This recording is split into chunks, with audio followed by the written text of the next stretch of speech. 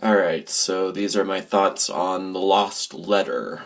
So this is an early animated movie in Russia. It's the first Russian movie to use cell animation, so I can't talk too much about all the researchy stuff because I usually save that for the actual Mashit review, but and I can't exactly stop this video and look it up, but whatever. I don't really care too much about that right now. But let's talk about the movie itself. So it's based on some book. Um, it's about this guy who has to deliver this letter to some. I guess she might have been like the queen or some kind of monarch. She looked pretty high up in the royal ladder, but yeah, he has to deliver this letter to her, and along the way, he befriends this Cossack guy, this dancer who likes drinking, and they get drunk, and then the guy his hat gets stolen by these little demons, so he has to chase them, and he ends up in hell, and then he has to play this witch in a card game, and she gives him 3 chances to beat her, but she cheats.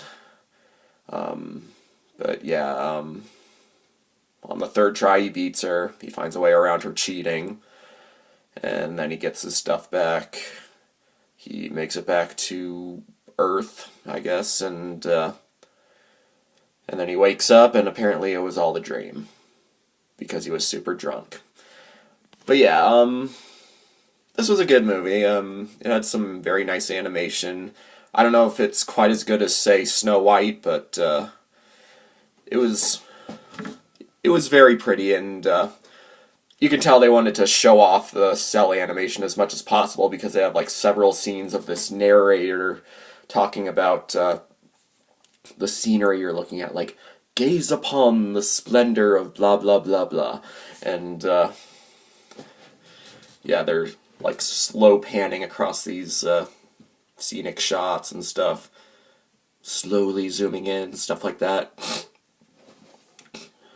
And yeah, it was pretty. The characters were well animated. There's not a whole lot else to say. It was a decent story.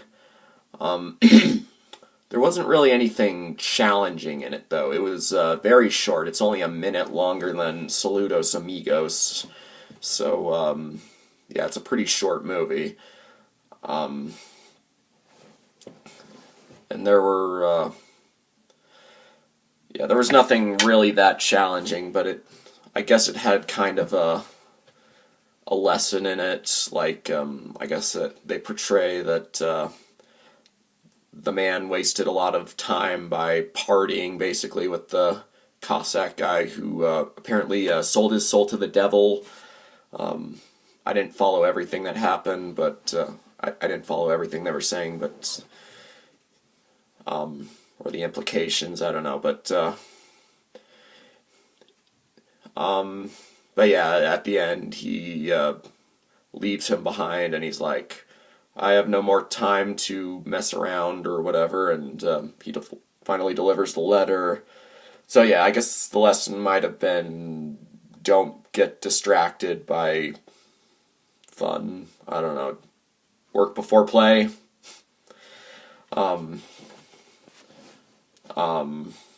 I mean, I guess getting drunk is the reason why a demon stole his hat.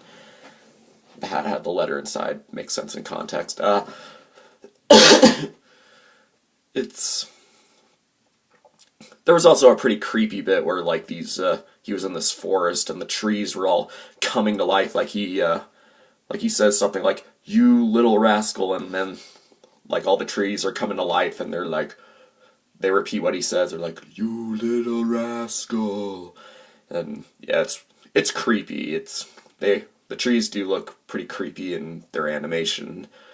Um, I don't know if it's quite as intense as well. It's definitely not as intense, but yeah, it's definitely comparable to the forest scene from Snow White. Um, it's not as intense, but there probably is like an extra layer of creepy to how the trees come to life and stuff. Um, it's but yeah, otherwise it's a decent story, maybe for like a simple yeah, it's a simple story.